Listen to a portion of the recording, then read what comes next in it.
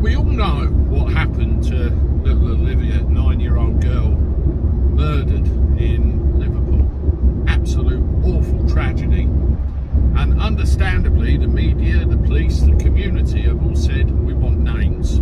We want the person responsible for this. We want them brought to book. And very quickly, the guy that ended up in the house first, who was being pursued by the gunman, was arrested and taken into custody. And we know the background of this individual as reported in the press. And shortly thereafter, a man in his 30s was arrested and detained on suspicion of being the one who pulled the trigger. There was quite a graphic diagram of what actually happened in the press, in one of the papers, and it was absolutely horrific.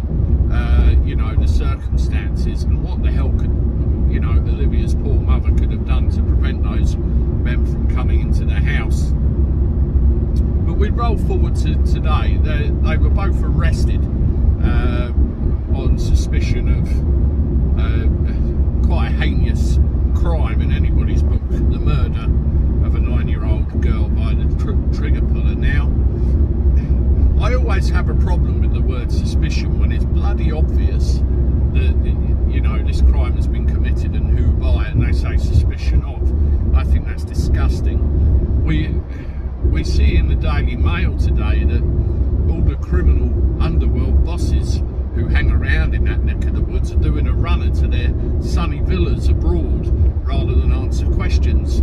This is a deep-rooted rot in our society, and it needs to be gone. There's an unwritten rule when you're talking about gangland creatures. You know, you don't grass on your fellow. And rather than have to answer difficult questions, I'm all left. But what really stuck in my throat more than anything else, and I find this totally egregious, is the fact that these two people were bailed. Yes, that's right, they're out on bail. Between them, they break into an innocent person's house and commit the most horrendous of crimes, i.e. the murder of a 9-year-old young innocent girl, and they're out on bail.